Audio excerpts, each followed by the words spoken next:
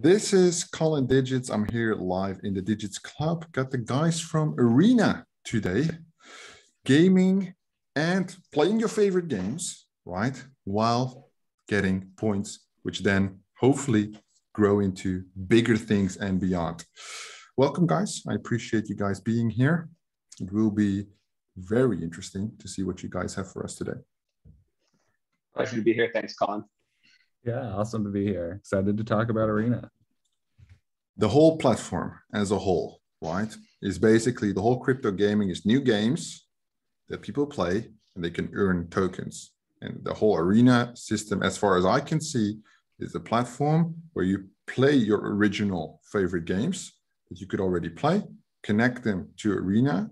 And basically the companies where we can see, at least at the moment, don't want to utilize the crypto space. Now you can still benefit from it as a player and basically build your own community around it at the same time. Is that it? Good short summary? That's a good synopsis. I mean, we're calling it game and earn. I think you did a good job of separating us from kind of some of the play to earn things that were out there, where you kind of had.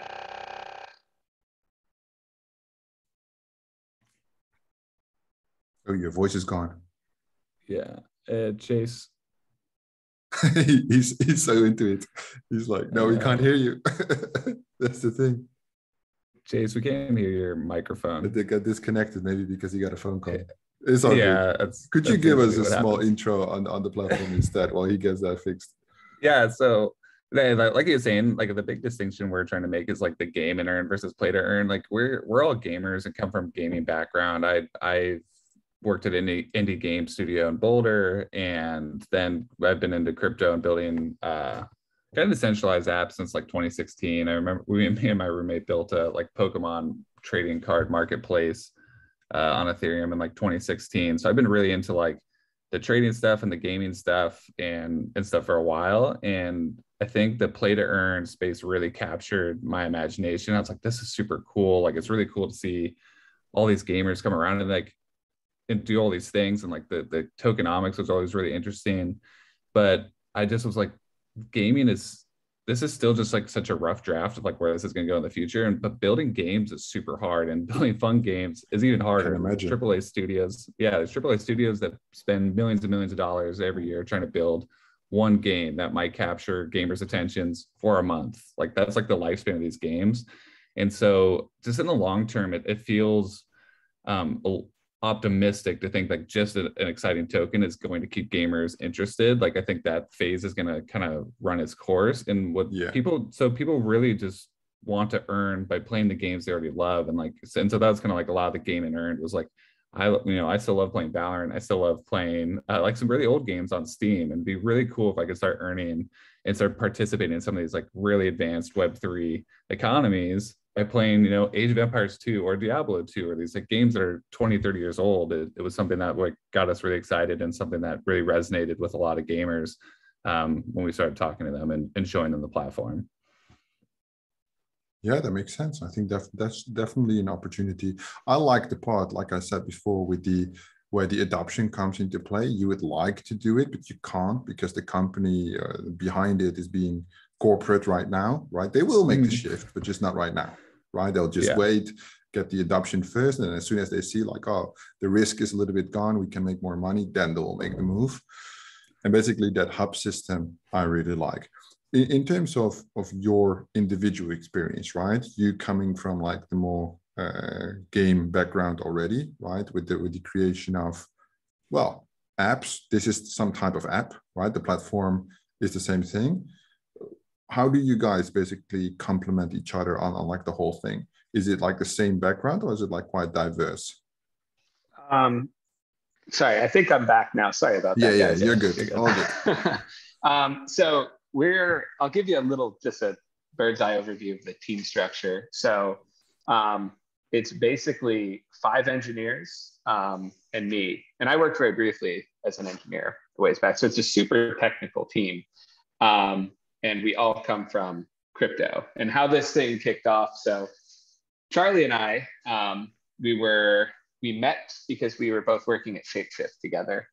And if your viewers don't know what Shapeshift was and is, it was kind of one of the first, let's call it, it wasn't a decentralized exchange, but it was like a pretty trustless exchange because you didn't need to sign up. You didn't need to do anything. Eric Voorhees started it, I think back in 2013 or 14. And the whole idea was, he had some Bitcoin, he wanted some Litecoin. How do I do that really quickly and easily? So basically he built this system where you've got some Bitcoin, they give you an address to send it to, it tells you how much Litecoin it'll send back. Wham, bam, thank you, ma'am. And then it blossomed into this whole business. And Charlie and I, we both met there. I was running business development. Chuck was kind of running front end development for, I think, CoinCap and a few other things. And coincidentally, we were like direct neighbors to each other. Like I'd open up my apartment door and his apartment door was right there. Like we didn't know each other or anything. So it was very fortuitous. And we kind of bonded over crypto and our love of video games. Interestingly enough, one of our other co-founders is Bobby, Charlie's brother. And I met Bobby because he was carrying a computer tower down the hallway, and they were going to do like what was it, Chuck? World of Warcraft weekend or something. Yeah, that's the World of Warcraft expansions always kind of capture our attention for a weekend, and that's just it's very nostalgic for both of us. Kind of like that was kind of some of our early video game. That was kind of like when online gaming really kind of sparked for us. And so usually every World of Warcraft expansions is get all the boys together and just grind it out. Get together and kind of like, we kind of grew up on LAN parties and stuff like pre-internet where you kind of had to fake the internet. And we grew up in kind of a small mountain town too, where internet was, dial up for much longer than the rest of the world. So it was a lot of those times, and the expansions are just fun to recreate those moments. Coincidentally too, Bobby had founded a company called CoinVantage, which a lot of crypto hedge funds were using. And they were acquired ultimately by Kraken. So anyway, everybody's a crypto native on the team. Everybody's an avid gamer. I am by far the worst gamer on the team. I'm also the only one that doesn't push code. So I kind of do a lot of the businessy stuff, and the rest of the team builds everything that you see at Arena today. Because the platform is slick, right? In terms of the design and everything. That was the first thing. Well, I was of course looking for more information, right? So I was clicking around. I was like, It's like, I know the standard design, which is like the drop downs at the top, but not like sliding from the side. I was like, interesting. It's like calling my UI girl, saying like, hey, how does this work? And she's like, well, it takes a lot of time. We don't have time for all of this. And I was like, some expertise there. No, but that was definitely cool. How did you basically get to the idea then? Because, you both like gaming, you both have experience with crypto. How does this idea come into place where obviously you saw the gap in the market then, right? Where you could fill some void there. I'm going to let you take this one, Chuck, since this was originally your idea. So, so again, kind of the love of crypto and gaming, and especially then, so I was really big into like Players Unknown Battlegrounds at the time, and like Battlegrounds were kind of flourishing. It's something that I started to play really competitively in my own time, and I kind of saw this space of like wagering online and like competitive skills-based wagering and people just like wanting to compete online. There's always people that are like, oh, I want to pay, like let's bet $1 against each other and play against each other. And I was like, this is such a great use case for like Ethereum smart contracts and like using escrow accounts, then like letting oracles, decide who won and automatically pay out the winner. It's like a completely trustless system where two people could potentially find each other and play against each other. And battle royales were really interesting just because of like the economies of scale of like, oh, I could put $1 into the game and we have 99 other people putting in $1. So it's like I could potentially win like $100 if I win a couple games of battle royale. So that was kind of like early. I think that's like 2019, Chase. So that was like the summer of 2019. We were doing that, and when the first iteration of doing that, we were just looking to find some traction with the community, and that's where we met Mr. Llama and kind of this Diablo 2 community, and that's where we first tried out like the first iteration of this like competitive wagering, and they were doing a bunch of like dueling online. So originally people would put money into a smart contract, people would go pay out, or people would go compete, and then they would get paid out. And in 2019 we realized that just like the tooling and infrastructure and like the crypto hurdle was still a lot for gamers to get over. Although they really liked the idea, it was still really hard to like kind of get them over that initial humps, and there's still a lot of friction. And in the process of putting together all these events and this stuff with these communities, we realized the tooling and just like the overall infrastructure for a lot of stuff was like really kind of behind. Like a lot of like Mr. Llama putting on one event would use like Google Sheets for sign up, then he'd use like Matcherino for sponsorships, and he'd use like Challenge for brackets. And so he's using all these different tools, and like everyone has like different usernames across all this stuff, and it's so hard to do. So we just kind of took a step back and just realized there's all this tooling, all this infrastructure we want to do in the long run. Let's just start building that now. Let's start onboarding all these clubs and bringing all these people together. And so that's kind of what we've been doing for the last year. And, you know, we've onboarded over like 72,000 gamers now, some really big communities. People who like really love the platform because we have really great brackets, tournaments, leagues, all this stuff that we feel like is going to be like the backbone of like what kind of gives Arena a lot of longevity in the future. And now we've kind of been coming really back into like the Web3 of like bringing in the tokens, so like gamers can start earning for all the games they're playing, the communities can start earning for all the games that they're hosting and events they're doing. So, you know, people get Oculus Rifts, and PS5 is going out this week, you know, hoodies, swag, all that stuff. So yeah, we're kind of bringing all the like the Web3 stuff back into the platform, where it really kind of felt like a Web2 thing that we were building for the last year, because we really wanted this really great foundation. But now it's kind of turning it back into a game and making like gamifying like clubs and ownerships and communities, and that stuff has been, yeah, people are responding to really well. It's been really fun, the more fun part of the platform. Because I did see a lot of like what you mentioned, Diablo. I saw that when I did the video, and I was like, well, Diablo, that's obviously the title we know. One thing that I thought was extremely interesting is the chess part. I saw a lot of chess players. What's that about? Interesting, because so I guess I'll start with Mr. Llama here. He does Diablo, that's his main shtick, but he's a pretty good chess player. He's got tie-ins with the chess community. So he introduced us to some grandmasters and some streamers, and, you know, the Botez sisters, people who are big chess players. Chess on stream. On stream, yeah. And it was Netflix had launched Queen's Gambit. Oh, there we go. COVID was in full COVID mode, and chess, this wasn't just us, right? Chess was no longer just for dorks. Yeah, no, chess went through a renaissance for sure. Like chess boomed, and it was just us responding to the market.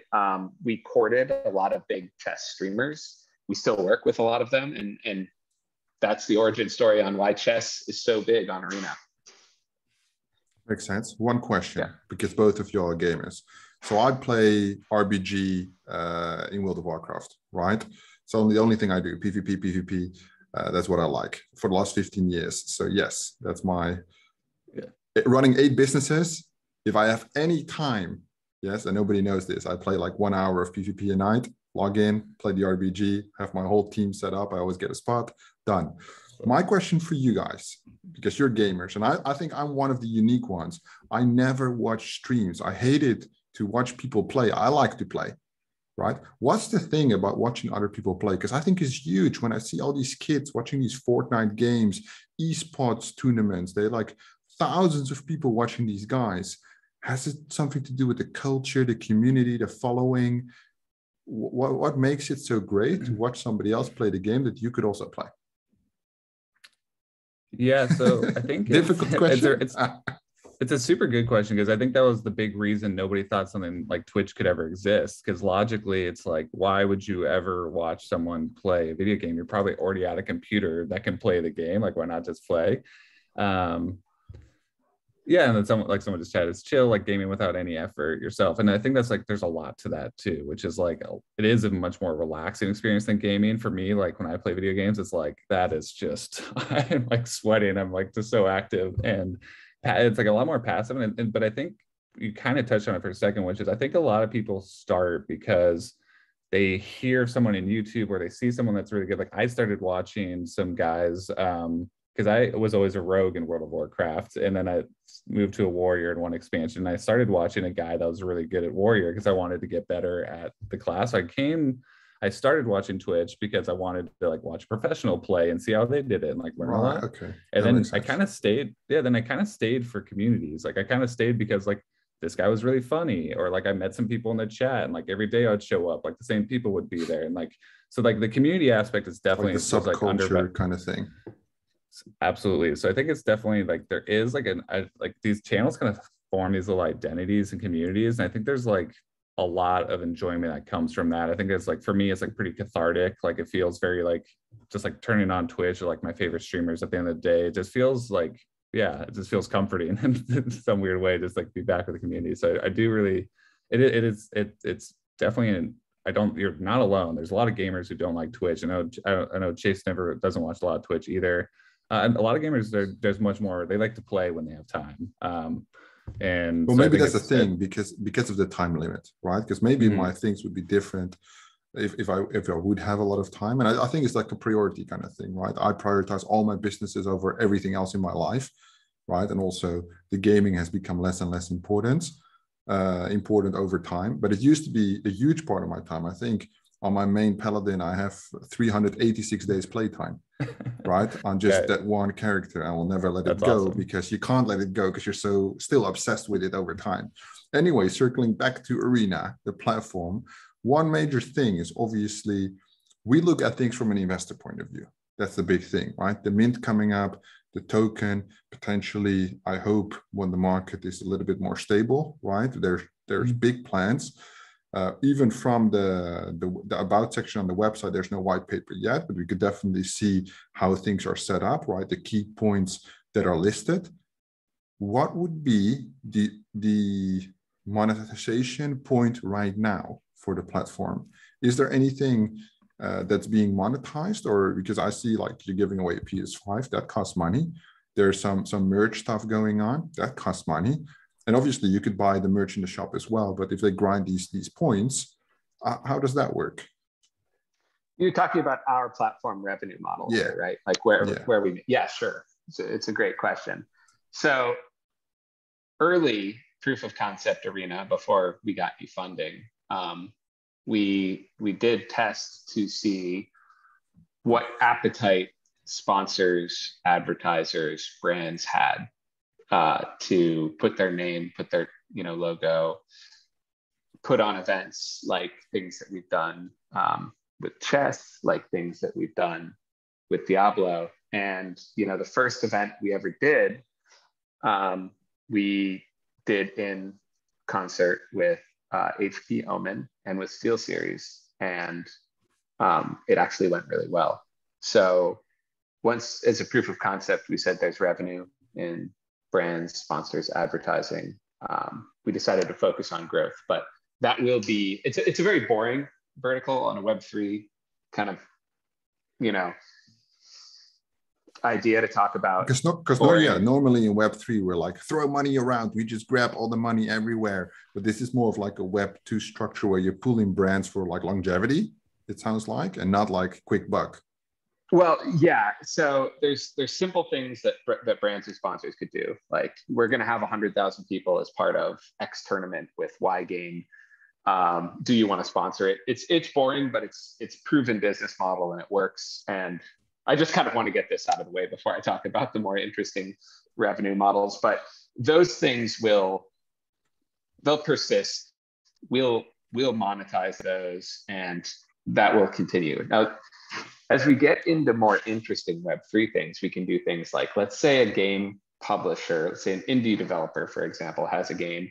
They could go spend money on booths at things. They could AdWords, Facebook, I don't know, whatever they do, traditional business marketing things. Or they could say, we're going to pay gamers to play our game for 2 hours.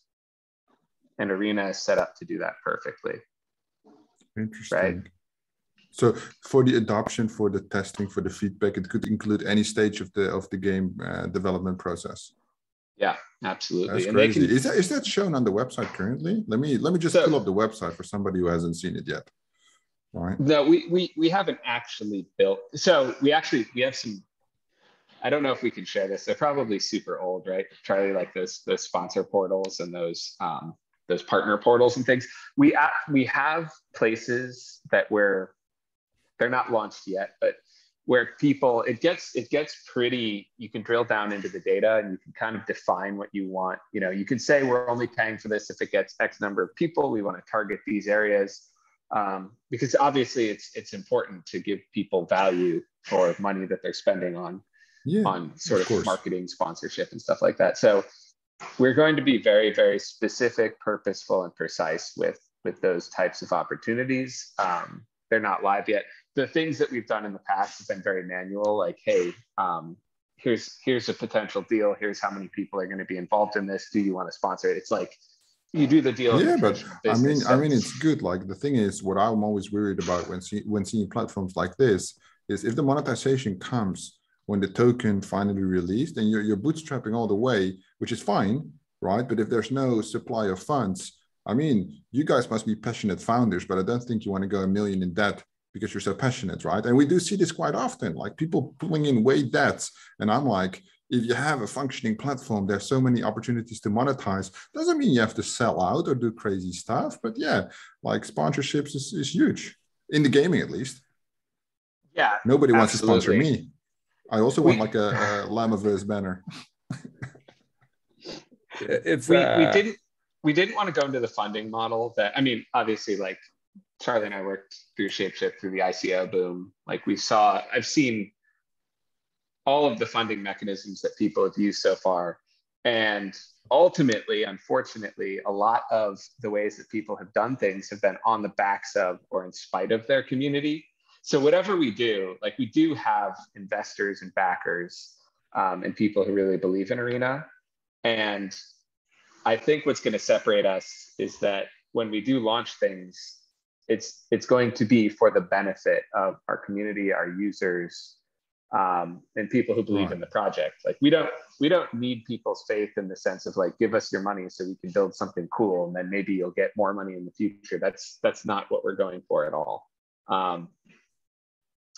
So yeah, I mean, we are taking a very different approach, more of a first principles business approach as opposed to fast crypto money approach, which is kind of ironic given all of our backgrounds, but it just doesn't work. Well, maybe because of the lessons you learned could also be that thing, because I think that's maybe one of the rookie mistakes in the crypto is like the short-term path, right? Specifically, if you raise money with fucked up tokenomics, bear market hits, and all of a sudden everybody wants to change vesting schedules and stuff.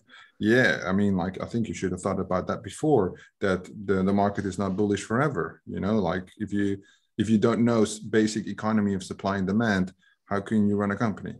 But then again, I'm super harsh in my reviews, right? Always. So that's how it goes. It's more like, it's not even reviewing projects, more like slaughtering projects. But it's good. I mean, like it's what I like is not to be overhyped, like a normal, realistic point of view. That's already good enough. If we know how many projects are kickstarted every day with the wrong vision, that's where it begins ultimately, then where do we end up? We don't know. And I think from an investor point of view, the less risk, always better, right?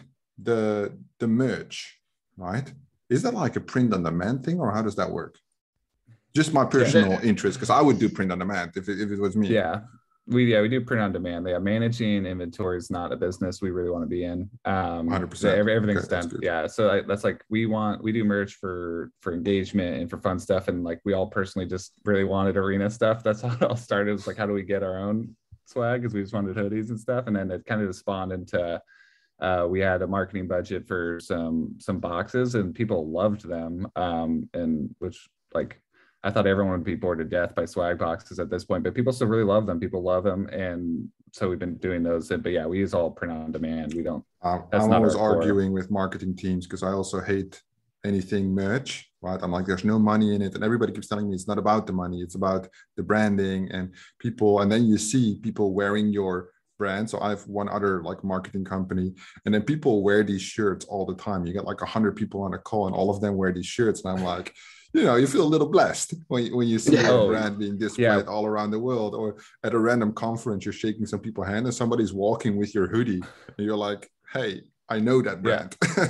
Yeah, that's really cool. With a lot of the chess streamers, like, so sometimes I'll go see their streams, and they'll have, some of them are pretty big, so you'll tune in and there's 4 or 5, 6,000 people watching, and then all of a sudden they'll be wearing like one of our hoodies, and it's like, God, like they're just doing that because the hoodie's comfortable, and that feels awesome. That's so it feels really cool to see people wearing your branded stuff, especially since we are still like the marketing ultimately, right, is also a very good benefit. When it comes to the platform as a whole, what is like one of the legal risks with using Steam, Activision, the Riot Games? Is there anything related to perhaps leveraging their, I don't want to say leveraging their brand or their authority, they're more like a gateway to your platform, right? Because you need them to make other things happen.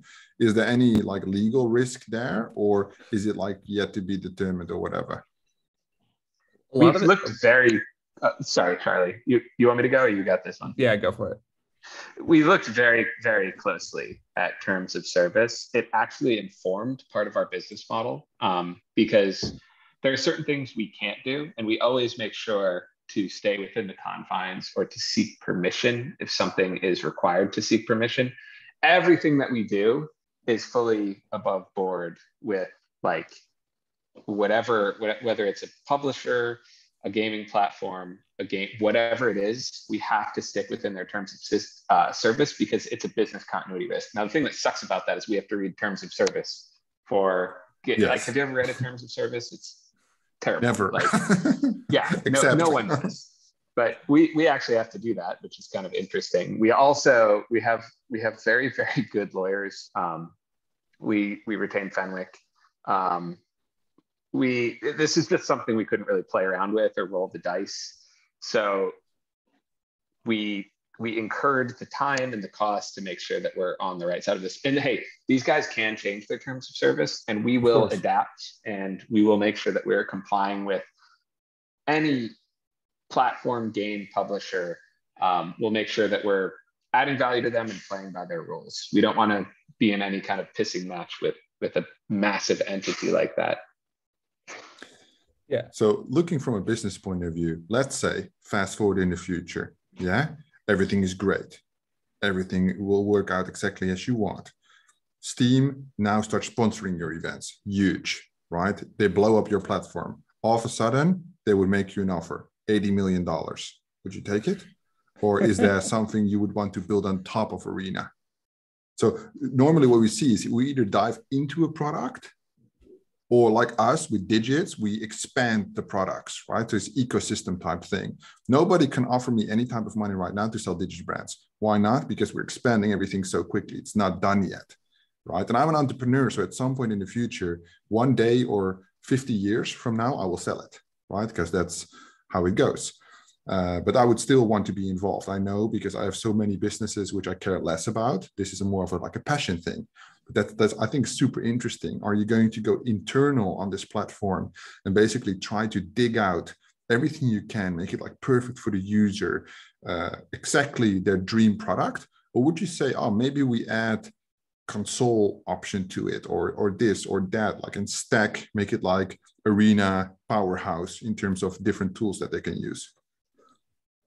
I think as a tech founder, you kind of have to follow the growth model that you spoke about, specifically in tech. I mean, it's a lot easier to value something as a more traditional bricks and mortar thing. If you're looking at like to your question, like, would you take an offer of 80 million? Well, if I was selling t-shirts, that's a lot easier of a question to answer. But when we look at what the total available market is for something like Arena, it's not that we're not done. It's like we're not even close. We've barely scratched the surface. The ice is just now breaking. So it doesn't even really make sense for us to talk about sales acquisition. There's so much left to build.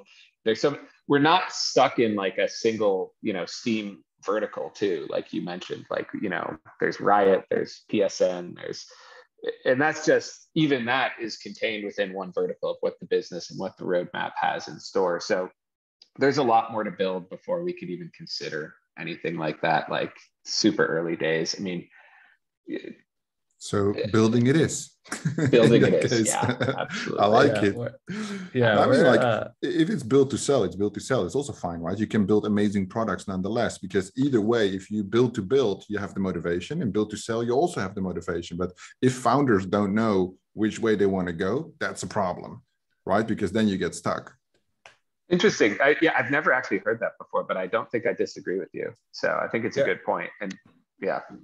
Yeah, definitely. I agree with that too. And I think there's a lot of passion projects and side projects and stuff that I did in the past, and they're always kind of more of a build to sell model. There's always meant to be stepping stones for me to like do something else in my career. But Arena was something totally different because I felt like it overlapped all my passions, and we're all just like, everybody that's on the team is builders. We're all engineers. We're all people that are building software for a long time, and we're all just super passionate about what we're doing, and we're super excited by the roadmap. And like, you kind of saw some teasers of like Guilds 2.0, which is like something that we're all really, really excited about, which we're hoping to address kind of like what we see are some core issues with like communities and giant Discord servers and gaming communities online, and like kind of this like just organization of people on the internet. And so we're really trying to like tackle some things that we're really excited about. And so yeah, it's hard to like even get that excited by a buyout, because even if I had all that money, all I'd want to do is work on Arena still. So like, I don't know what I would do even if I had the money, because this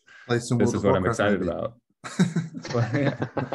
So yeah. No, that's fair. So, how long have you been working, you guys, on Arena so far? We kind of talked about this in like our communal shared apartment hot tub one night. We were like, we should do a gaming platform. So like, if you go by that date, it might be like March 2019. When it became real was February 2021. Yes, 2021. Yes, yeah. So it's been, yeah, like December was kind of like the December 2020 was kind of like we're kind of going all in on this big Diablo 2 gaming event to see if there's like any market traction. Do gamers like it? Do we like it? Do we want to keep building this? Because we're all like, again, we're just kind of like first principles people. Like we didn't want to build anything that people didn't want to love to use. And we can have these suspicions about all this stuff, but it takes capital. And so everything was bootstrapped, and it was nights and weekends. And so then we did this big Diablo 2 event, and people loved it. You know, HP Omen sponsored it, SteelSeries sponsored it. The feedback was great, and we grew a lot over that weekend. And that was actually the same weekend that Cyberpunk came out. And so we were panicking because like we picked this date a while ago, and then they announced, and we're like, oh my God, like no one's gonna watch this thing. Like we're like this, everyone's gonna be in their caves playing Cyberpunk. And thankfully it still was a hit. And so yeah, then we closed funding in that February. So yeah, now it's been about like a year and a half of just straight building. So yeah, it feels like it all really started about a year. When you say closed funding, does that mean equity funding? Yes. Yeah. Right. Okay. Well, that's good to know in general. I mean, from an investor point of view, like I spoke about the interest of the token, but if there's equity funding involved, it means from an investor point of view, one investor, doesn't matter who it is or how much it is, has put their trust in you. So that at least means something, right? That if you accept external money, you must mean in somebody's eyes, you're doing something really well, right? Otherwise, they put the money with you. And ultimately, over the course, the platform is obviously built out, reaches a point that now there's an NFT coming up. Could you intro us about what this NFT will actually? I see some hacker dude. Yeah, I see the faces, the different faces. I see the different rarities and then their majestical powers. I picked my favorite already, but the question is, of course, the full utility, but also how it comes into play in the ecosystem, right? Because I think that's important. I don't mean to kick a dead horse with the first principles thing, but this is absolutely not just an art project or something that we're going to say, hey, buy this and then forget about it and focus on. The NFTs are absolutely going to be an integral part of the platform going forward. We are going to continue to ship and deliver utility on them along the way. I suggest to anybody to go to mint.arena.gl, click the map section. You can get a better overview than, we spent a lot of time crafting that in the right way, but things that people can I show it? Yeah, please. Let's do it, because I know I have some, I got sent a special code, and I don't know what Herman did with that specific code. You didn't solve our mint puzzles? That's okay. Arena.gl. Is this one, yeah? Yeah. Play? Yeah, you can click that. It's more of an atmospheric mood setting. Oh, sorry, I thought you meant the play button. There's two plays there, but yeah. So this is how people can earn mint passes, and mint passes, however many mint passes you have, is how many NFTs you can mint. And they're all mini games, puzzles, scavenger hunts. The team has really outdone themselves here. So, do you want to click play? Do you have MetaMask on this browser? Oh yeah, but I can't connect it, I'm afraid, not on the recording. Okay. Fair enough. Well, else everybody will see my billions, right? Billions of Luna. We don't want to dox your addresses or anything. So for your viewers, click play, connect your wallet, type list. You can see all the puzzles. I would suggest people do. What do you think, Chuck? Flappy and Binding. So we actually ended up filtering the list for when you first start. So those are kind of our favorites. If you want to like play some games and puzzles. And again, this is kind of like our attempt to be like, we aren't here just to do like a Discord server grind for an NFT. Like, we're a gaming company. Let's build games. Let's like show like little gamification, little but our guys are smart, right? Don't underestimate them. We threw them some super difficult riddles last week for our own little publicity stunt. And some people spent 4 days on it. It was maybe a little bit too difficult. But yeah, we like the difficult challenge. I think gamification is great, specifically leading up to the approach of the event, right? I think if you put in some additional effort, like these gamification stuff, especially even to learn the brand, but also to get the interaction, you can actually get something valuable. I think to hand out stuff like, spam our Discord and get, that's like the old school shit. We know it doesn't work, right? People just put in bots. These bots are super sophisticated and they take up all the opportunities. I don't think that's that cool. But I do think this is cool. Yeah, this is the one. Let me see, which one was it? Obviously, this one is pretty intense, right? Yeah. I would have to say that probably this one is the one that I would rock. Oh, there's also. Yeah, so these are kind of the V1 version of the art, the new ones. So it looks like that, but just like more fidelity, more options, and they look cool. They go like, and they're meant to be PFPs, so they go all the way down to the shoulders, backgrounds, everything. So they're really cool. And yeah, our artist has been working on like Transformers, Star Wars, Marvel.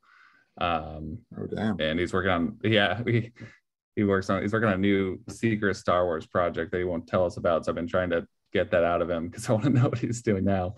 But yeah, it's like kind of like world-class artists. These are our honorees section. This is a Dutch guy? Is his family Dutch? I don't know if they're Dutch. Eric was the founder of Shapeshift. He worked at BitInstant, kind of a legendary OG Bitcoiner. It's a very Dutch name. Yeah. I have been in Holland with him, and we've joked about that before, actually. But yeah. I like this one best. We have a lot more honoraries coming too. Oh, it's cool. I like it. And let's say about these NFTs, right? So they function as the PFP, but you also have full function to the ecosystem. You said we add utility throughout the process. Does it start with some utility, or at least some flexing rights? Yeah. So there's one very interesting thing I can talk about right away. So if you go back to the original page, if you just go back, the about page, yeah. So you see these traits here in the bottom left. Yes. Those all represent sort of different attributes, and they're not just like random. Well, they are. It is like a number, an integer, 0 to 100, but it's not just a random thing that looks different. So like hacking, for example, will entitle you to claim a certain number of Arena tokens every month as a multiple of what that skill level is. Okay, so the higher, obviously, the better. But is it, it goes times your earned tokens. So the tokens you earn times the multiplier. No. So this is, that's an interesting idea actually, but this is, it's totally independent of other earnings that you have. This is just how many tokens your hacker hacks from the system every month. Ah, like that. Okay, that's why it's called hacking. Makes sense. Yeah. Now, here's the other thing to mention with that is these traits stack. So the whole idea is you build a crew, you know, more brains are better than one. So if you have 10 hackers, their hacking skills stack, and then you're able to get more tokens every month. Yeah, makes sense. Yeah, and so there's like other really fun things that we have built into. Yeah, so there's like the hacking, which is just like kind of like our version of like staking into the system. The kind of the lore around Arena is like a kind of like a futuristic cyberpunk simulation, and hackers are kind of the guys that have figured out how to maneuver the simulation. So like we have like a concept of like plugging in your NFT to the simulation, kind of like in the Matrix, which is very much like nesting for Moonbirds. So people will be able to like plug in these NFTs and they'll have like a duration, and there's kind of like this clout around like being plugged into the simulation, which will go in tandem with a lot of these attributes with like hacking, cryptanalysis, and social engineering. So like these are all, obviously it's just very like hacker oriented, is like the theme around all of this. And hacking is the one that you'll have day one out of the box once you get these. So in terms of when they are minted, right, is there any date chosen for that? Yeah. Is that the date you would like to tell me? Yeah, it's so right now we have the tentative mint date for this Thursday. The tech's done, everything's ready to rock and roll. Did you say this Thursday? That's right, this coming Thursday. Exciting, but I feel like there's a little bit of a but coming. Well, it's just like the market's on absolute chaos right now. Fair. So I just want to make sure that, you know, if we want our mint date to be on a day where people can focus on it, they're not like totally distracted by, there's the only but. I mean, right now the plan is still to go ahead for Thursday. If everyone's hair is on fire from some other reason, like we could consider pushing, but the art's done. We're ready to rock and roll on the tech side. Everything is set up. Okay. So you have these trade benefits, right? Get the tokens, the goods, and then the unlock of the guild. Yes, those are the three stacks here. There's a total of 10,101 NFTs. And is there a cost? I assume they're not free. They are not free. We are going for a low cost. I'm not sure. Are we ready to publicly disclose, Chuck? I think we should wait. I think again we're still like we're not here for the short term. We're here to build communities. We're here to like try and build this product and build this platform, and like we just want to be very aware of like what the market is. You know, if we were just a group of guys that just like we're trying to raise a bunch of money from an NFT thing, like sure, let's just go for it and mint out. But like we have a product and business and users and investors, and like we believe in this vision for the 5-10 year roadmap. And so like we want to be like, we just don't want to force a mint in a mint price at a time that's gonna just potentially maybe bring animosity because the markets are bad, or like I get it. That's all good. I mean, like so we're just trying to be super deliberate. The announcement on the date is of course one thing, and then the sentiment. I mean, like we're investors, right? We see all these projects take this into consideration. I think it's only a good thing that you take it into consideration. But let me make an assumption, right? Because I don't really, the price when you say it's doable, then I trust it's not 5 Ethereum, right? Let me just make a calculation with 0.1 Ethereum, just because I want to ask a question. Okay, then you would raise 1,000 Ethereum at, let's say, a $1,200 price, and that's about 1.2 million, right? My question is, let's say you would raise, assumingly, over $1 million. right? What would be the utility of that money for the business? That's my question. So first of all, I just want to stress that like funding is always good, but like we don't need this this isn't going to keep the lights on or anything like that. It will enable us certainly to have a little party, more tournaments, more prizes, more sponsorships, like all of those cool things, like doors, capital, it's lubrication to open doors to do whatever you want. Of course. That being said, I don't want to pretend that like this is a fundraising like initiative for us, and like we're not doing this NFT mint as a, you know, the company still goes on even if we mint for free, for example, I guess is what I'm trying to say. So we're certainly able to do a lot more. We're able to give more benefits to holders the bigger our treasury is, but they're going to get benefits in any case. So well, that's good. When the NFTs would go out, right, at any moment,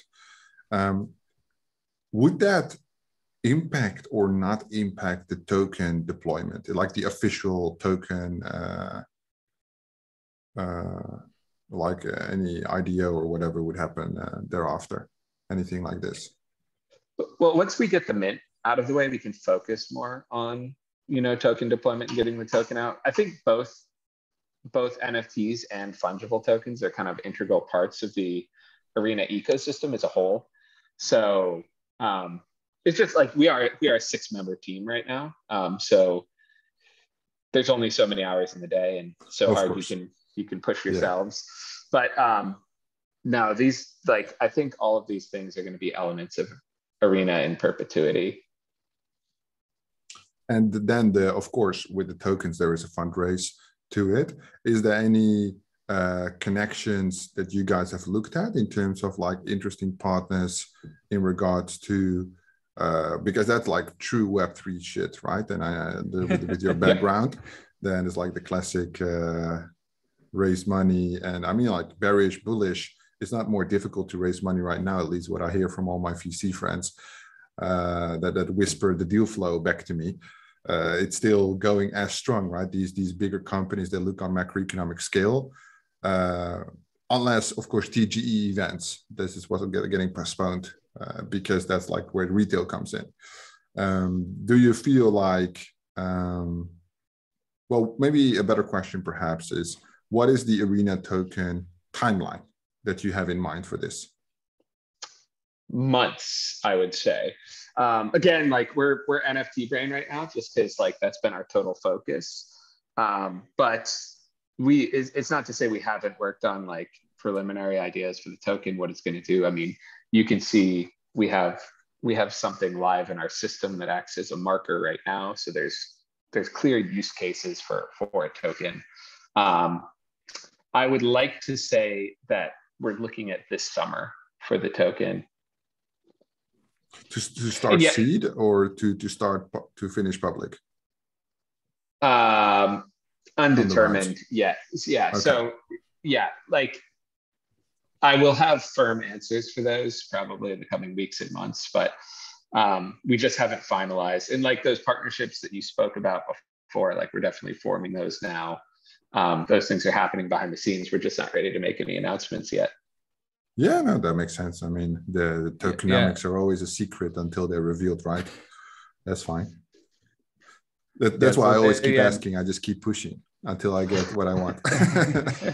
Yeah, so the side benefit of the NFT too is like we are builders and like we love building, and like the NFT has been like a really fun initiative for us because it's been kind of more of a marketing effort for things that we're already doing. Like it's like, who wants to be a part of what we're doing, this platform we're building, and like kind of get insights into like where we're going and like maybe have voting power or interest, especially like with like the tokens and things like that potentially in the future. So that's like something we're really excited about. And it's been like a lot of these partnerships have kind of come out of like people we've been talking to, but also like through the NFT launch. I think it's kind of been this like really a really good tool and platform to like get a lot of interest from people who like can kind of see what we're doing and a little bit more we're just a little bit more visible to the outside world now, as opposed to like just with the gamers.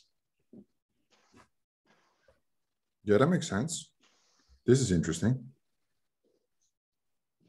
Obviously, that's blurred out for a specific reason. Taking to land in the simulation. Okay.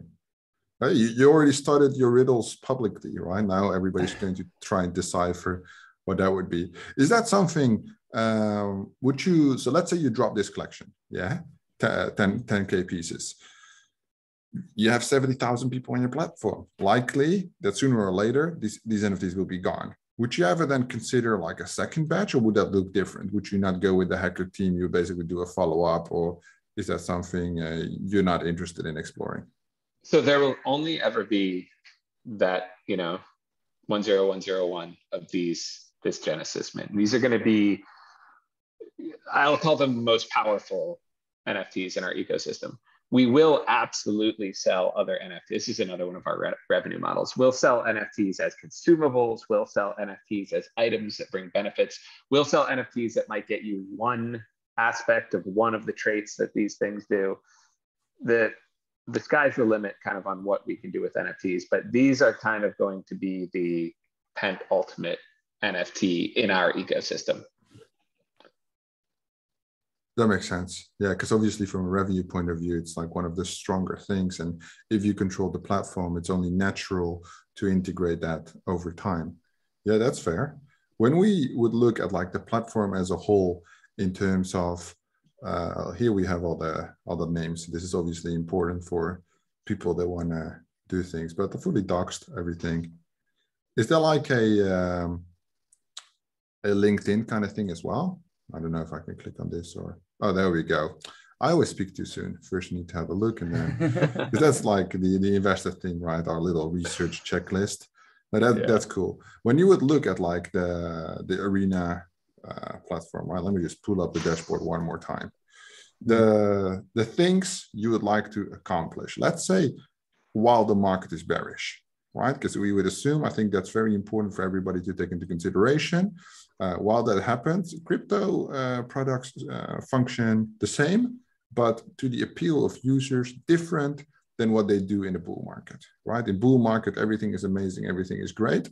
While the product is the same, the perception is different. So now let's say we have another 6 months to go in this to finish off this calendar year. What are like the main things you would like to check off and basically tell yourself we did an amazing job to deliver the highest quality product possible? Well, I'll start with, this is probably a different angle than what you're looking for, and I'll let Charlie talk about products and features and roadmap and guilds. But for me, it's letting the crypto community know that they can hibernate and game with us through a bear market. Like, we're here, you can set yourself up, you can earn some tokens, just survive, make your way through. Gaming's fun. I think we can all agree on that. Like, so I would just like to get us out there. Like, we've done a good job of touching different gaming communities. Interestingly enough, even with our backgrounds and stuff, we need to onboard more crypto natives, and now we're interesting for them. So for me, I would just like this to be a cool place to hang out for people in crypto waiting for the next bull market. But Chuck can probably answer your question directly with products and services and things that we're going to roll out. Yeah, so just like a little glimpse into like the things that we're doing and working on right now is obviously on that play tab, the kind of that landing tab of game to earn, is that's just something we got out there because we wanted people to start seeing it, and we're like a very like small iterative team, so we like to do like very small like chunks and just release all the time and bring new features and test them and see if users like them. So like right now, all you can really do is connect your Steam and you play your Steam games and earn tokens, and like that's a very minimal thing to be able to do as a gamer. And so like things in the product roadmap is we're like right in the middle of adding Riot, which is gonna like Riot's incredible amount of percentage of users just between their kind of like Riotverse and all the games that they have. So like that'll be really big for onboarding a bunch of new gamers and people who want to do that stuff. We're going to add a lot more game specific bounties. And so that's gonna be really fun because like people can kind of find the games that they like, and then there's going to be, you know, kind of leaderboards and rankings and like this whole game within just like these game specific bounties. So like potentially be a lot of fun for gamers to like try and be like, you know, the king of WoW for a month or a week or like whatever by completing WoW bounties. So that's really, so that'll be something that we're working on, something super excited. And then, Guilds 2.0 is kind of like where everything's going to come together. That's like kind of our ethos is just like I said earlier, like this like LAN party feeling. Like if anyone got to play in these LAN parties and like get to be together with your friends in a room playing video games, it's a really fun feeling. And it's like, I think something that's like really missing now. Like I think there's all these communities, but not like a real sense of community in a lot of places. It's kind of like this weird thing where I feel like platforms haven't done a good job at actually like cultivating like experiences and like making those things enjoyable. And I think like, because I think everyone's so attracted by huge numbers that like huge numbers usually come at the detriment of like a really good community. Like a good community, it's really hard to have like everybody know each other when you have 50,000 people. But maybe it's a lot more doable with smaller communities and smaller subset and making that interesting. So the Guilds 2.0 is definitely like what we're hoping to launch.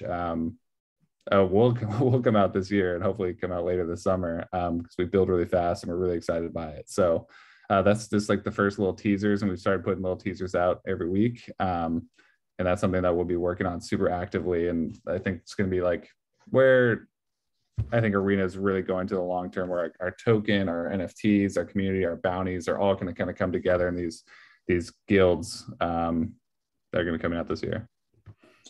That's basically the acceleration at that point, right? Then the whole foundation is set, and it just hopefully will take off naturally in that case, right? That's what we believe. Yeah. Well, sounds good. I mean, like on the overall scope of things, the plan is clear. The market sentiment is a little shit, right? But that's crypto, right? That's what we all have to deal with. And other than that, I think this is like the part where we really know play to earn. It's more about the earn than about the play, right? That's like that has been my main philosophy. That's something I started like Unix Gaming. It's a very interesting partner for you guys, right? The Unix Gaming Guild, and it's our main partner. So, maybe we should talk a little bit. But Unix Gaming, like the first call I did with them, he said, what do you think about play to earn X Infinity? I said, the problem is it's not about playing. All these guys are just grinding these games. It's not about the game. You can even give them a stick and a wall and they just like beat the stick against the wall for money, right? It's like they're mental. They just don't do anything about this. It's just like repetition. And now we see the shift, like your product. I see some other products out there that are focusing on community first, value first. And then if you earn a little bit, that's fine. Because gamers are playing video games 12 hours a day and it costs them money. They don't earn anything because the entertainment is more important than the earnings, right? And I think if they could earn a little bit and later maybe a little bit more and even more, and then the best thing is to spend it again with you. So you take the sponsor money, you pay the clients, and the clients pays you again, and you make twice the money. Because at the end of the day, we're a business, right? Not a charity. That's also important, monetization. And like and like Jason talked about, like the token is like, we have all these MTs, and the tokens like obviously like it's gonna be the lifeblood of like the Arena platform, and like that's like a lot of our attention is mainly just gonna be going into making the token valuable and interesting. And like one of my personal goals from like the product is like, even if the token is something you can just trade on dexes and make money for, you're not going to want to, because like you get more fun or better utility out of it on the platform. Like it's more fun to use it. It's more fun to like do stuff with your community. So that's like definitely my goal, and like our goal is just like, as it's great that it's a crypto, but you almost don't need it to be, because it never leaves the platform, because that's where you want to keep it. So that's definitely like some of our goals and like where we're trying to go with all this stuff. Yeah, great vision. The whales will follow the whales, and if they support you, then everything will turn out great. And they'll always be there, right? That's definitely interesting. What I will do is I will tell Herman to set up the whitelist you granted us. Thank you for that. That will be on the DigitsClub Discord. So everybody who's here today, the names have been recorded. They get some additional perks there, because obviously they showed all the interest for you guys, and they've been following. So these people also went through the video material already. So thank you guys for being here, asking questions. Thank you guys. Do you have any final remarks that you would tell the audience to be prepared for Thursday, or perhaps where they should find you in case you might change your mind? Because it's crypto, it happens. Where should they follow? Follow our Twitter for sure. Just at Arena.Gl. You'll be able to find everything there. I really appreciate everyone who tuned in. So thank you guys. Welcome to the Arena community as well. We're honored and happy to have you. And look out for us at NFT NYC if anybody's in town. I think many will be. I think that's good. Let me just grab the Twitter real quick. I'm going to post that in the chat as well. And then I will post it in the DigitsClub Discord. All the information will be there. For you guys, I'll be in touch with the assets from this replay. Thank you so much. Your answers were great. Specifically the enthusiasm. I mean, like the gamers have passion, but you made it proper interesting. So that's always good. You know, it's not like the true gamer at heart. You got that business stuff in you. So that's really great. Thank you guys. I had a pleasure. Yeah. I hope to talk to you again in the future once the mint has happened, once we're ready for the token, because obviously the tokens are our expertise. I wish you good luck on Thursday. And I hope obviously for an instant sellout on your collection. Thanks, guys. Thank you. Thanks everyone for listening. Thanks, Colin. Have a good day. Cheers. Yeah, bye-bye.